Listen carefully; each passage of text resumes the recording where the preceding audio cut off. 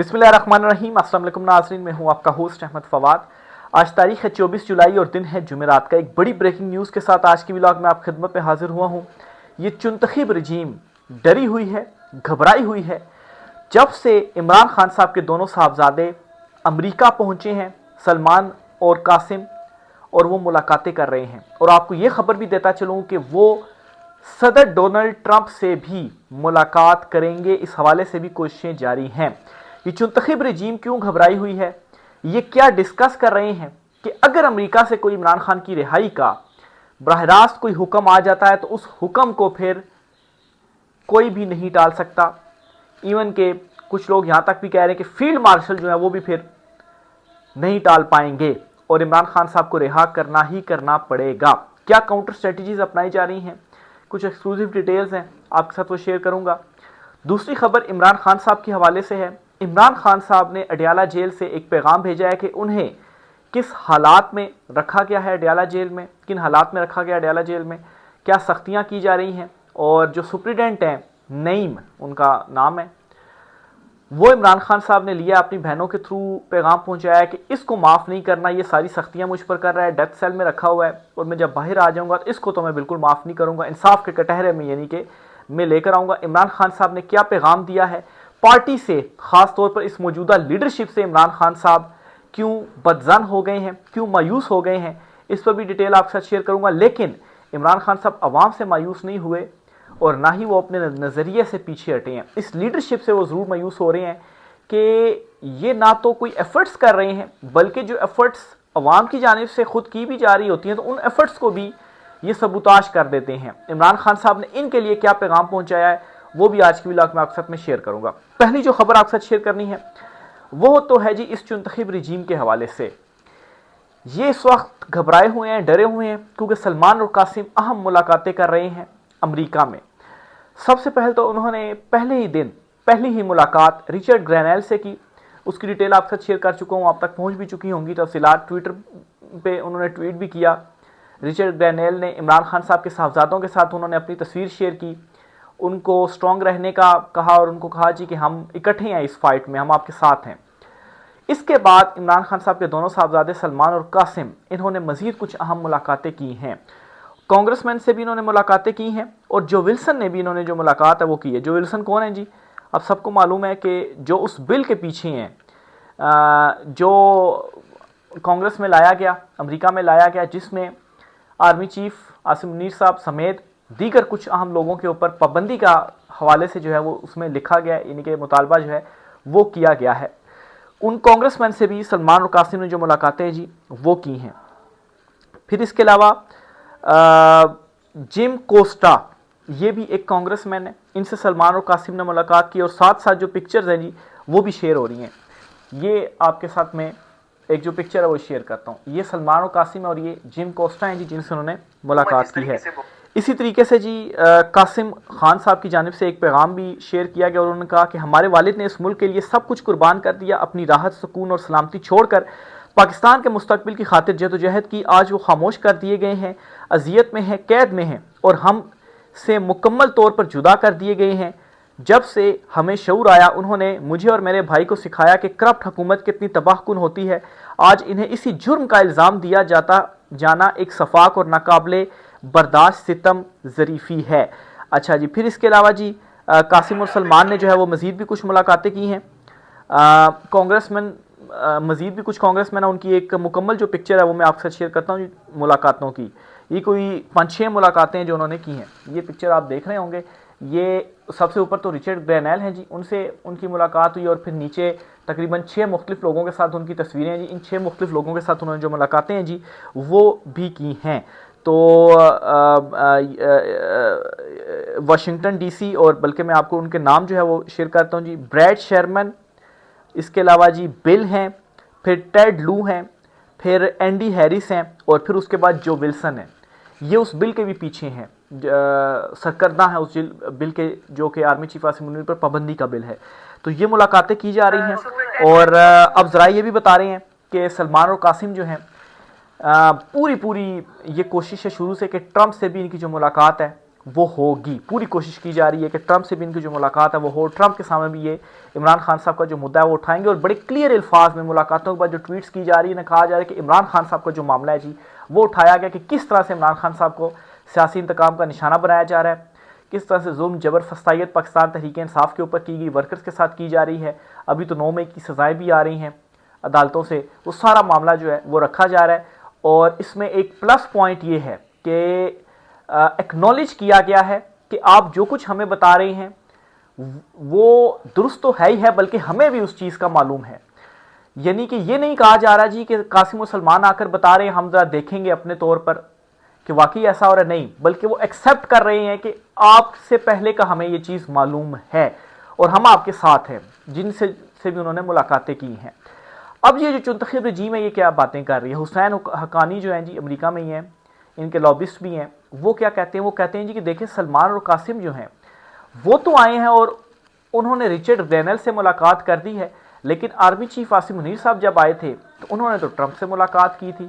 तो फ़र्क यहाँ से वाजे है कि ट्रंप आर्मी चीफ से खुद मुलाकात कर रहा है, उनको अहमियत दे रहा है, उनको लंच दे रहा है, लेकिन सलमान और कासिम की ये वैल्यू है जी कि उनसे तो ट्रंप अभी तक नहीं मिला, वो तो रिचर्ड ग्रेनल से उन्होंने उनकी मुलाकात करवा दी। तो अब वाकई इनकी अकल के ऊपर आप जो है वो मातम ही आप जो है वो कर सकते हैं। आप आर्मी चीफ को, एक मुल्क का आर्मी चीफ होता है, एक मुल्क का जो है वो पूरी फौज का जो है वो सरबराह होता है, वो गया हुआ है अमेरिका गया हुआ और वहाँ पर जो है वो आर्मी जो है वो ट्रंप से मुलाकातें कर रहा है और सबको मालूम है कि पाकिस्तान में जो होल्ड है वो किसका होता है, और ये भी कि आर्मी चीफ का जो है वो बड़ी एक दूसरे ममालिक की निस्बत पाकिस्तान में बहुत ज़्यादा एक नंबर 1 ओहदा होता है, ठीक है। तो उनको आप सलमान और कासिम से कैसे कंपेयर कर सकते हैं। हाँ, आप ये कहें ना कि इमरान खान जो है वो गया था अमेरिका के दौरे पर तो ट्रंप उनसे नहीं मिला और आर्मी चीफ आसिम मुनीर साहब जब गए हैं तो उनसे उन्होंने मुलाकात की, इसको कंपेयर कर सकते हैं। सलमान और कासिम के साथ कैसे कंपेयर कर सकते हैं कि ट्रंप ने उनको लिफ्ट ही नहीं करवाई। आप ये कह रहे हैं कि ट्रंप ने उनको लिफ्ट नहीं कराई, आप ये कहें ना कि अगर उनको लिफ्ट नहीं कराई तो क्यों उस मुलाकात में ट्रंप ने ये कहा जी कि इमरान खान साहब के साथ अपना जो मसला है वो हल करे। तो ये मतलब है कि कोई ना कोई ऐसा अजीब तुक्के वाली बात इन्होंने ज़रूर करनी है जो कि इनको लगता हो जी कि ये तो हमारी सपोर्ट में और हम दूसरों को जो है वो तंज कर सकें, अपने मुखालफिन को तंज कर सकें।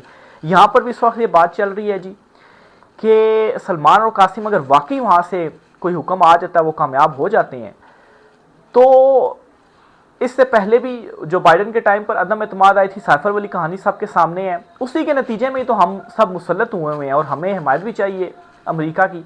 और अगर वहीं से कोई ऑर्डर आ जाता है जी कि नहीं खान साहब को रिहा करें, तो फिर उसके बाद ऐसा तो हो ही नहीं सकता कि उसको ना माना जाए, तो वो तो ज़रूर जो है वो बिल्कुल माना जाएगा जो ताल्लुकात हैं।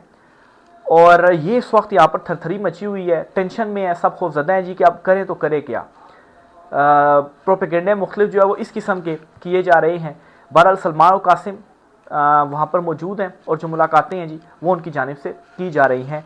जल्द अच्छी खबर सुनने को मिलेगी।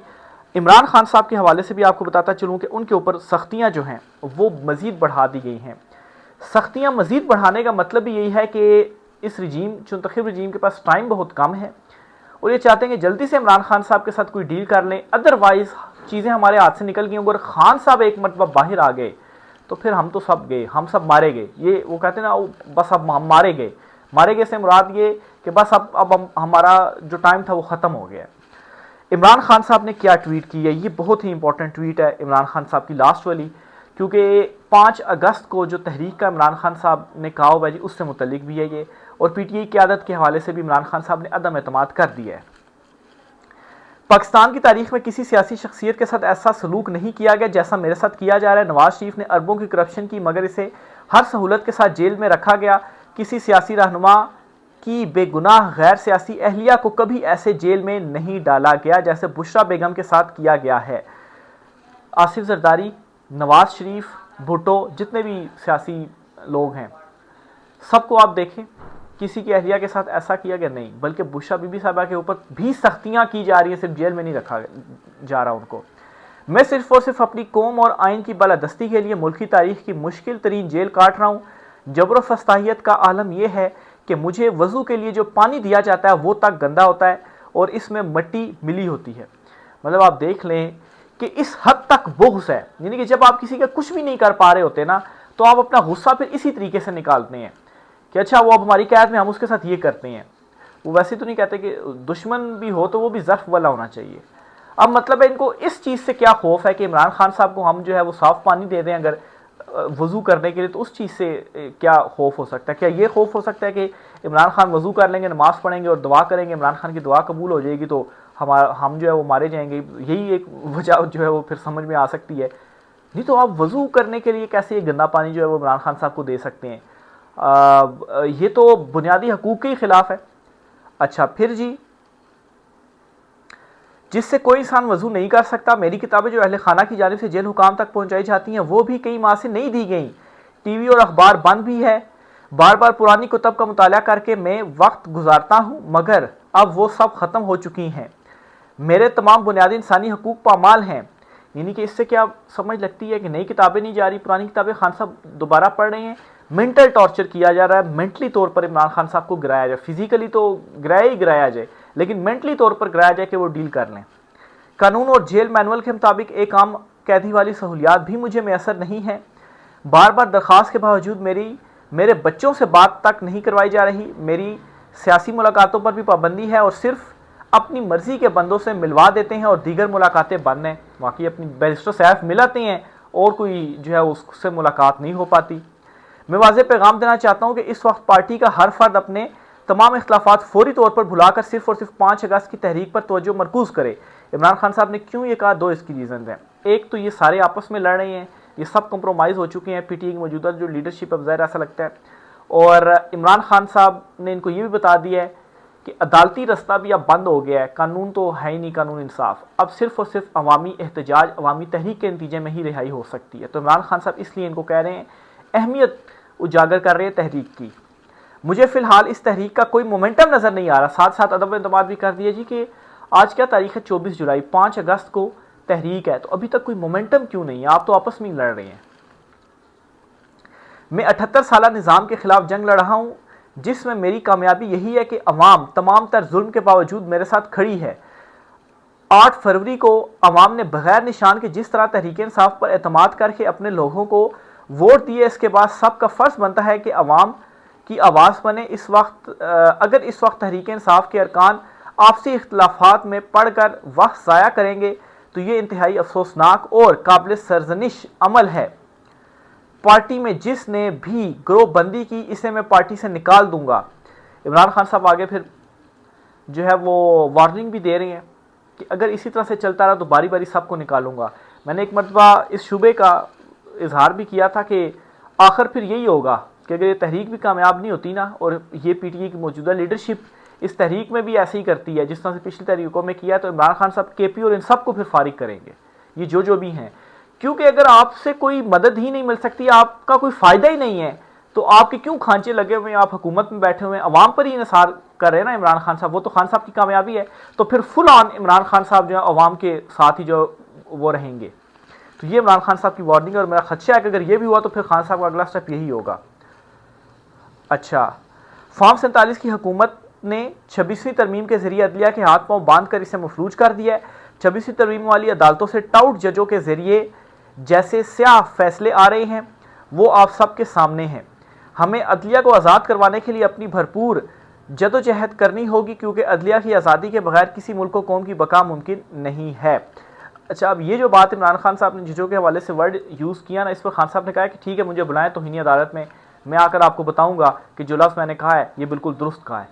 तो अदलिया से भी उम्मीद अब नहीं है। पहले तो इमरान खान साहब ये कहते थे कि अदलिया के ज़रिए मैं बाहर आऊँगा, लेकिन अब वाहिद जो ऑप्शन बच गया वो अवामी तहरीक ही, अवामी एहतजाज ही है।